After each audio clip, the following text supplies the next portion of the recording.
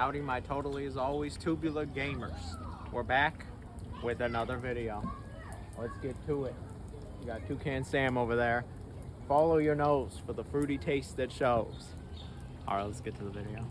Well, today it's finally the day. It's finally time we talk about our favorite pink puffball in gaming, Kirby. Now, Kirby doesn't really need much of an introduction at this point, one of the most widely recognized characters in all of gaming and one of Nintendo's core franchises at this point. This little guy has had numerous releases over the last 30 years, but today we're not talking about every single Kirby game ever, as I haven't played every Kirby title. No, today we're going to be talking about Kirby's more recent outings. With the Switch 2 around the corner, I think it's a good time to take a look at all of the Kirby games released for the Switch 1. So today we're going to be ranking every Kirby game on the Switch from worst to best. I'll be giving each one of these games a little review and we'll be stacking them up against each other. We'll be seeing which ones are worth playing and which ones aren't worth your precious time. I'll only be looking at new Kirby games for the Switch also, where the game's first release was on the Switch, so no NSO titles here or re-releases outside of a certain deluxe remaster. So don't come to this list expecting me to talk about that Kirby golf game. Kirby's Dream Course is not on the list. It's not here. And if you came to this video thinking I was going to talk about Kirby's Dream Course, you're wrong. Dead wrong. Anyway, now Kirby's game quality has been pretty up and down on the Switch, so we might be here a while. As always, get the popcorn, get some snacks, the Wendy's spicy nuggets, the $11 sushi, start the car up, go to bed, however you're going to watch or listen to this video. I got some things to say. Of course, this list could be outdated in the future. They could still release Kirby games for the Switch 1, but I have a feeling everything's kind of moving over to the Switch 2. But before we begin, I'd love to know what your favorite Kirby games are. It doesn't just have to be for the Switch. I'm just genuinely curious. Let's get a discussion going, and if you let me know down below, you'll get a little heart from me, a little, you know? And so with that, please like, share, comment, subscribe. I got the Patreon and the Super Thanks and memberships now with plenty of exclusive perks, but any support is greatly appreciated. And so with that, let's get to the games. What is the worst Kirby game for the Switch? So here we have Super Kirby Clash, which released initially in 2019. While I wouldn't say that this is an awful game, I would easily say that this is the weakest Kirby title for the Nintendo Switch. So what exactly even is this game? So this game is a sequel to Team Kirby Clash Deluxe, which was released for the 3DS, which in itself was an expanded version of a minigame from Kirby Planet Robobot. And it was also released as a free-to-play title on the eShop, meaning it is loaded to the brim with microtransactions. But we'll talk about those soon enough. So this game might be a follow-up to Team Kirby Clash Deluxe, but it's actually crazy similar to it, to the point where I initially thought that it was just a port of the 3DS game onto Switch, but no, it is a different game, but it sure doesn't feel all that different from the last game. So there is a story to this game, but not really. A bunch of monsters show up and it's up to the Kirbys to stop them. And that's really it. If you were expecting any more of a story to this game, I really don't know what to tell you. I also don't know what to tell you if you were expecting Kirby Dream Course in this video. It's not here, damn it. But when it comes to the gameplay, it is virtually identical to the previous game. You choose a mission and then a team of 4 Kirbys go up against a variety of different enemies. You can actually customize your Kirby a little bit. You can choose what role you want them to be, of which there are a few to choose from, and they all are somewhat different from each other. They all have different move sets at the very least, and you get to choose their weapon and suit of armor. And once all of that is selected and you get into the fights, yeah, it's pretty straightforward basic stuff here. If you've ever played a 2D Kirby game and gotten into a boss fight, imagine that boss fight being basically an entire game where there's more Kirbys and a bit more chaos going on. There isn't exactly a lot of depth or complexity when it comes to the combat. There's not a bunch of combos and strings, and it's all rather on the simplistic side. But this is a Kirby game. I didn't go into this expecting King of Fighters levels of depth here. I expected a puddle's worth of depth, and that's exactly what we get. At least it can get a little bit more chaotic on screen, since there are 4 Kirbys jumping around doing attacks to the boss, and the bosses can do some big, impressive looking attacks, but I'm having trouble calling the combat anything other than basic here. And for a normal Kirby game, basic combat is fine, because that's not usually the focus. There's platforming, exploration, the copy abilities, you know, everything that makes a Kirby game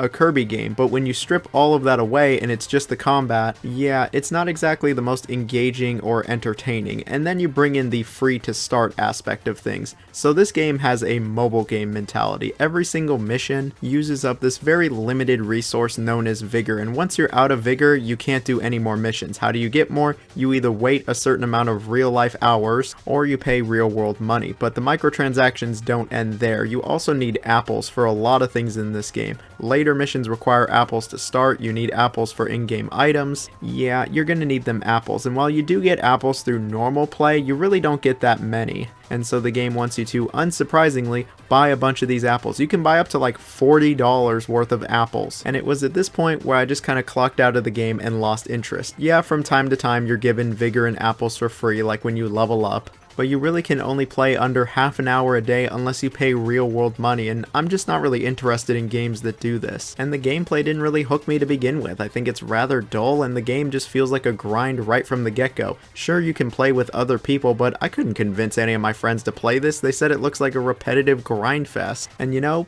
I can't really argue with that either. This really is just a mobile game in disguise on the Switch. And even with it being free to play, I still can't recommend the game to anybody, not even the most die-hard Kirby fans. And so here we have Kirby's Dream Buffet releasing initially in 2022. Now, I remember when this was released, a lot of people were just kind of scratching their heads, going, who exactly asked for this? And here we are a few years later, and I still don't know who asked for this. But hey, it is pretty cute. So the premise of this one is rather shrimple. It sees Kirby shrinking down and being as hungry as it gets. Kirby's always been a hungry boy, but in this game, he's extra hungry. And that's really what the entire game revolves around. Now, when it comes to the actual gameplay, it's nothing like a normal Kirby game, that's for sure. It's very similar to this other game. It's got, what was it called? It's got like guys in it. Stumble Guys. Yeah, that's what it is. It's rather similar to Stumble Guys. Oh, brother, this guy stinks! Your main objective to every game is to collect as many strawberries as possible. As you collect more strawberries, though, you will get bigger and faster. And the heavier Kirby gets, the harder it is to hover. But other food power-ups show up here as well that can give you an advantage and help you take the lead. But take the lead in what exactly? What are the game modes here other than collect strawberries? Well, there's actually 3 different types of game modes. There is Race, where every stage is laid out like a racetrack, complete with an entire obstacle course. This one's my favorite. There's Minigame, where you're on this small stage, and you're just trying to dodge obstacles and enemies and collect all those strawberries. And then there's also Battle Royale, where strawberries rain from the sky, and you're trying to collect them. You can even steal strawberries from other players and knock them off the stage. It's all rather hectic. Things can get pretty chaotic in this game. Even though it only goes up to 4 players, things can get out of hand rather quickly. It can also get just incredibly chaotic, where it feels like every second something crazy is happening on screen and you're just trying to keep track of everything. But this rather frenzied gameplay is where the gameplay excels. This is when it's at its most fun. The crazier it gets, the better it gets. And I can tell you the game gets rather crazy when other humans are playing with you. The AI certainly can put up a fight, but they're not going to put up the same kind of fight as somebody who breathes air. But regardless of what you're going up against, the core gameplay is fun. The controls, while a bit loose, are super easy to understand. The game modes are easy to pick up and play, and it still feels like there's a little bit of skill here. The game even tries to have some progression and replayability with the gourmet ranks, as you can unlock new things such as costumes and colors. Graphically, the game is pretty decent as well. It won't blow you away, but it's clearly a much more budget title. Now, even though there is some fun to be had with this game, I really struggle to say this game is anything better than okay. Even though all of the game modes provide a certain level of enjoyment, that enjoyment is fleeting. I'll just be blunt about it, the gameplay gets stale rather quickly. There's just not enough meat on the bone here. I know there's plenty of strawberries and cake, and I love that, but we're gonna need some protein if I'm gonna stick with this for even more than an hour. It's always the same events in the exact same order, and there's just not enough courses or stages to it. And even with the progression and the unlocks, this game failed to keep my interest for more than an hour or two. But hey, at least there's no bullshit timer microtransactions. The other thing worth bringing up is I don't think there's much of a player base to this game either. I don't think there was much of a player base when the game launched, and it's multiplayer focused, so yeah, it would be pretty hard to recommend this one, especially at this stage. You probably should have just stuck with Kirby's Dream Course. And so here we have Kirby Fighters 2, which released back in 2020. This is the sequel to Kirby Fighters Deluxe, which was actually spun off from Kirby Triple Deluxe. However, out of all the fighting games that Kirby has been a part of, this is easily the best one. Okay, and I guess that other series he's a part of, what was it called, like Bro Smash or whatever? Yeah, that one's pretty good too.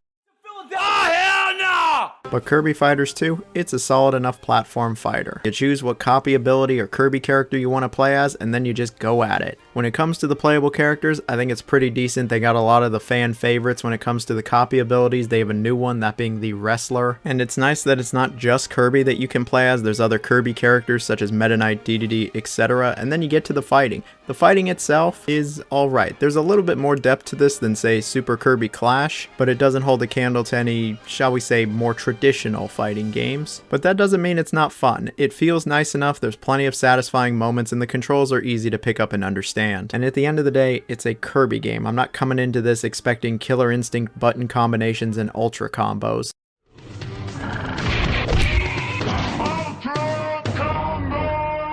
But hey, at least it doesn't feel mind-numbingly simplistic. A new feature to Kirby Fighters 2 from the previous games is a story mode titled Destined Rivals, which is essentially just a bunch of CPU battles, but I was really surprised. There's a roguelike element to this where you get randomized upgrades after every fight, actually incentivizing some replayability. So yeah, this mode is alright. It's not much more advanced than, say, an arcade mode in any other fighting game, but I'm glad that it's here, and it's nowhere near as grindy as another game. And it's also not infested with microtransactions. Yay. Outside of the story mode, there's the single-handed mode, which is pretty similar to Fighters Deluxe. There's battle mode, a training mode if you want to practice all of those crazy combos, and then of course local and online multiplayer. I can't really say if there's much of a player base for Kirby Fighters 2. I think the only reason there was people playing online to begin with was because it came out during COVID. But nowadays, yeah, I'd be shocked if you could find any matches. So yeah, that certainly doesn't help this game out too much, and it kind of lowers the ceiling for it. Look, this is still a decent game, and out of all the Kirby spin-offs on the Switch, it's easily the best one, but that's not really saying all that much. I wouldn't even say that this is one of the best Kirby spin-offs overall. It got nothing on Dream Course, and I think the overall shelf life is pretty short on this one. It plays nice enough, it looks nice enough, and there is a little bit of replayability thanks to the unlockables, the achievements, and the roguelike story mode, yes really, but I would still have a bit of a hard time recommending this one. I can recommend it to Kirby fans, no problem. They'll probably love all the fan service and be okay with some of the game's shortcomings, but everybody else, yeah, you could probably skip this one.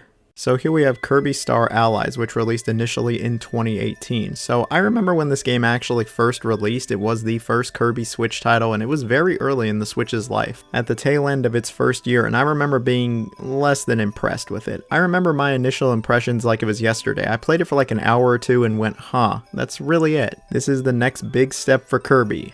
Really? And I remember dropping it pretty fast. However, I did return to the game many months later and was like, wow, there's actually a lot more content here, and I played through the game with somebody else, and I certainly found quite a bit more enjoyment with it, much more so than that first time I played the game. So what's the story with this one? Well, it sees this mysterious dark crystal exploding, shooting all these weird fragments into space known as Jamba Hearts, and when it hits some of our favorite characters like King Dedede and Meta Knight, it actually possesses them and makes them evil.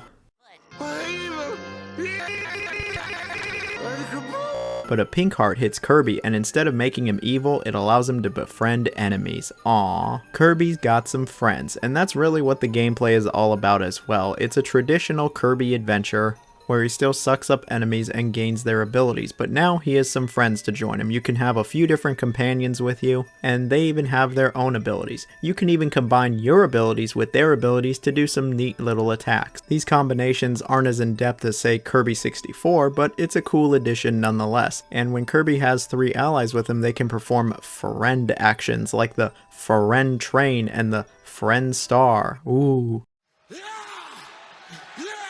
So yeah, if it wasn't obvious enough, the focal point of the game is all about making friends. It's all about getting your allies and then just absolutely plowing through these levels. At the very least, you can have real humans join you, and they get to play as these allies. The first time I played this game, I was by myself, and I'll be real, it was a bit of a dull experience. However, the second time I played this game, it was with another human, and it was a much more enjoyable experience. This game in general is just way better with other people. It feels like it was designed with multiplayer in mind, and that seems to be the ideal way to play this one. Unfortunately, it doesn't matter how many people are playing this game, the level design is just really lame. It is some of the most generic, basic, simple level design you'll find in any Kirby game. There's just next to nothing interesting in these levels. It's incredibly flat, they're dull, they're unexciting, there's not a bunch of cool set pieces or moments, and they're just incredibly forgettable. Even though the game itself has an interesting gimmick, these levels don't really have any gimmicks or identity. There's sadly just not a lot going on in these levels, and it's easily my biggest issue with the entire game. And something that doesn't help things out is just how easy this game is. This might be the easiest Kirby game ever made. I am not exaggerating. Forget beating the game without dying once. Anybody can do that. Plenty of people have beat the game without even getting hit once. Yeah, it's that easy, and so no wonder I was underwhelmed the first time I played this game.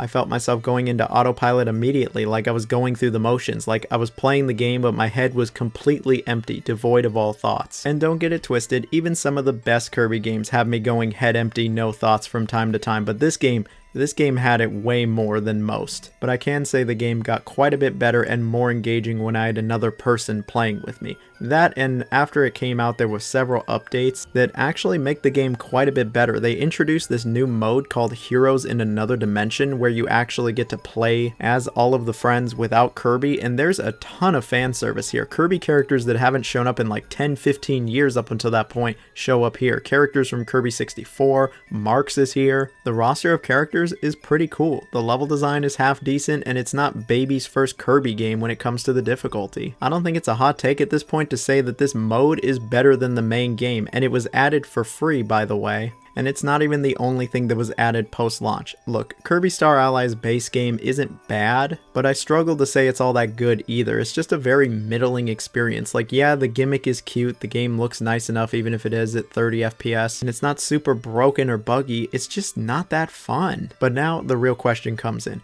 Do I recommend it? I'm a bit torn on this one. For Kirby fans, oh, absolutely, I think they're going to love it, but everybody else, maybe? Like, there's so many other better Kirby games that I would recommend over this one, and so, yeah, I probably wouldn't recommend it to non-Kirby fans.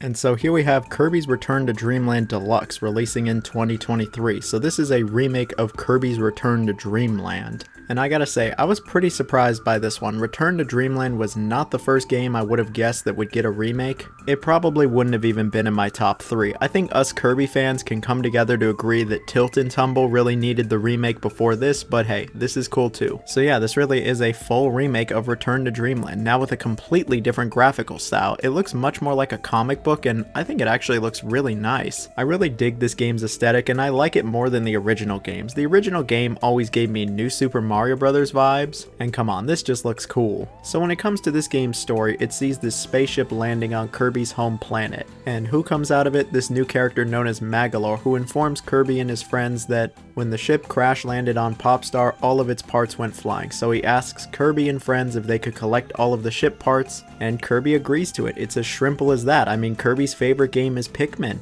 So yeah, let's go get the ship parts in these energy spheres. Now when it comes to actually playing Return to Dreamland, it's not all that different from most 2D Kirby adventures. This is actually one of the most traditional Kirby games of them all, but that's not a bad thing, not by any means. When it comes to Kirby's moveset, it's exactly what you would expect from the pink puffball. He can jump many, many times, and of course he can suck up enemies and use their abilities. And I feel like the abilities are a lot more useful in this game than most of the Kirby games before it. They serve multiple functions, and you can do more than just a basic little attack. But wait, there's more. There's also the super abilities, where Kirby does some crazy screen nuke, like when he gets out this giant sword or turns into a big snowball, and these have always been a spectacle. I remember when the original game released, this was one of the selling points, and all these years later, I still think it's pretty cool. And it certainly makes the basic combat more enjoyable. But you know what makes this game even more enjoyable? The fact that you can play it in co-op. And the co-op is way better than what Star Allies had. You can have 3 other people join you, and the other characters actually have different movesets and aren't just Kirby clones. What makes this even better is that the game doesn't use this as a crutch. The game is still very playable and good, I might add, even by yourself. It just gets even better in co-op. And you know why? Because we stir fry. It's also because the level design is actually pretty great in this game. It's not just super flat, basic, and simplistic here. There's actually, you know, some verticality. But wait! There's more! There's actually some depth to these levels. There's puzzles, there's exploration, there's level gimmicks, there's memorable moments, there's those set pieces I like to see. The levels actually feel different from each other. They're just well designed, and the game isn't piss easy either. I mean, it's not exactly challenging, this is a Kirby game we're talking about, but I didn't feel like my head was empty almost the entire experience. I only fell on autopilot a few times rather than most of the game. What I'm trying to say is Return to Dreamland's gameplay is pretty good. And so does the music. There's actually tons of bangers here, like some of the best Kirby songs ever are right here in Return to Dreamland. And this remake seems to be the definitive way to play through this one. There's also this bonus extra mode known as Magolor Epilogue, and I don't want to spoil anything about Magolor, so I'll just say this epilogue sees you playing as him for a few hours, and the gameplay is actually pretty different from the base game. I also think it is quite fun. The level design is decent, and Magolor has some cool abilities of his own. Overall, I have absolutely no problem recommending Kirby's Return to Dreamland Deluxe. It's one of the best Kirby games ever, and I think even non-fans can appreciate this one. If you already played it back on the Wii, it is a bit of a harder sell, but the Magolor mode is cool, so it's got that going for it. Either way, I give this one a big thumbs up. And so here we have Kirby's Dream Course, releasing for the Super Nintendo in 1995. This is a miniature golf. Wait. No, I said I wasn't talking about Dream Course. Get out of here. And then here we have it, the Shining Star Kirby and the Forgotten Land, releasing in 2022. I believe this to be not only the best Kirby title for the Nintendo Switch, but arguably the best Kirby game ever. I remember when this one was announced, I just went, holy moly, they're finally doing it, a 3D Kirby game. Our boys finally made it to the third dimension, and this game is glorious. It's absolutely glorious. So the game sees Kirby doing what Kirby does best, chilling, when all of a sudden this dark vortex shows up and sucks up everything in its path, including Kirby, and he ends up in this place known as the Forgotten Land. And while he's here, he sees a bunch of Waddle Dees getting kidnapped by the ferocious Beast Pack. And so it's up to Kirby to stop them, save the Waddle Dees, and figure out what the heck is going on. The story is about as basic as you would expect, but I found it to be much more intriguing than just about any other Kirby game's story. The setting is interesting, and I kind of found myself getting into the Kirby lore here, but that's not a can of worms we're going to be opening today. Needless to say, I found the story to be pretty good. Now when it comes to that 3D gameplay, oh boy, this is absolutely where the game excels. You have full 360-degree movement, and it feels real nice. And Kirby can still do everything he could do on a 2D plane, but he's even more powerful now. He can still jump hella times, you can suck up enemies to copy their ability, and there's plenty of copy abilities here, with most of them actually feeling rather different from each other. And you'll actually find a lot of uses for some of these abilities, much more than just, oh, you can use it to defeat enemies. There's actually a fair amount of exploration that can be done with the abilities. There's a bunch of puzzles that require certain abilities. These abilities arguably feel more useful than ever before, but copy abilities, that's nothing new for Kirby. You know what is new? Mouthful mode. And mouthful mode, this is the good stuff where Kirby can swallow these giant objects like cars or vending machines and just straight up becomes them. And these are a whole lot of fun. I love driving around in the car, I love shooting stuff out of the vending machine, I love rolling around as the pipe, and it all controls well. There's not a bad ability here, and they all serve several purposes. They don't just show up one time for a quick little gimmick. No, everything comes back and everything serves a purpose here. And it leads to easily some of the most varied gameplay you'll find of any Kirby game. The levels are actually very well done. They're all different, interesting, and actually have a lot going on. Every level introduces a gimmick or some new idea. They try to make them all feel different from each other. They're memorable. My set pieces are here in full force, and the game has like the best exploration of any Kirby game. See, you aren't just going from point A to B. You actually do have to free the Waddle Dees, and you will have to rescue them to progress through the game. You'll have to explore and look for them in these levels, as some of them are hidden. You'll have to complete other goals and objectives. Sometimes you even gotta fight a mini boss. What I'm trying to say is it's not as straightforward as most Kirby games, and I welcome this change. I think it makes the gameplay a lot more exciting, engaging, and just fun. And after you rescue these Waddle Dees, they go back to Waddle Dee Town, which is like the main hub of the game. And the more you rescue, the bigger the town starts to get, and the more mini games you unlock. You actually unlock fishing, so Kirby's now a JRPG.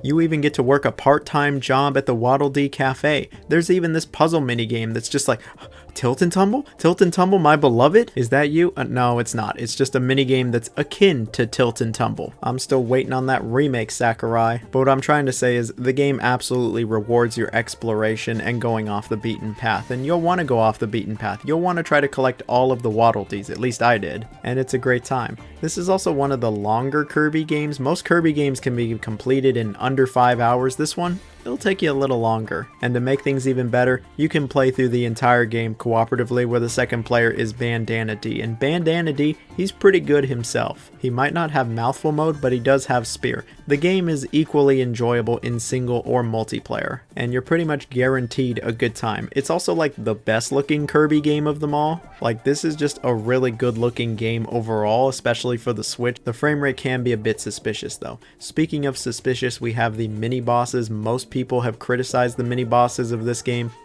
I'm gonna do the same. While the combat is fine and brief enough throughout the game, the mini bosses, they're a little bit of a drag and are probably the low point for the entire game. But when the low point is some lackluster mini bosses that you can defeat in a few minutes each, you know things are pretty good. I have absolutely no problem recommending this game to everybody. Whether or not you like Kirby or have never even played a Kirby game, I think most people are going to enjoy this one. No, obviously this isn't going to be the most involved, taxing, challenging experience you'll have. It still is a Kirby game, but it's a great game that you can just sit down and zone out with for a few hours, and it's a whole lot of fun. The game has gone on to be the best-selling Kirby game and one of the best-selling Switch games overall, and you know what? It deserves it. It's great. And if you still haven't checked it out by this point, I think you absolutely should. Or you should wait until that new Nintendo Switch 2 version comes out, which apparently is going to improve the frame rate, and it adds a new story campaign titled Star-Crossed World. I'm really curious to see how this one plays out. Kirby sure loves adding little expansions and story campaigns, doesn't he? Either way, I'm excited for what's next for Kirby. This game rules and the sky's the limit when it comes to Kirby. I'm sure we'll just get a bunch of weird spin-offs, but once we finally get that next mainline game, I'm sure things will be great. But that's it for today's video. I hope you all enjoyed it. We had a fun time talking about some Kirby. I really just wanted to talk about some Kirby before the Switch 2 hit the market. It's coming out real soon. Are you getting it? Let me know down below. If you made it to this part of the video, you can tell me all about your favorite memories with Kirby Tilt and Tumble or Dream Course. I'm not talking about Dream Course in this video. Don't you think I'm talking about Dream Course in this video?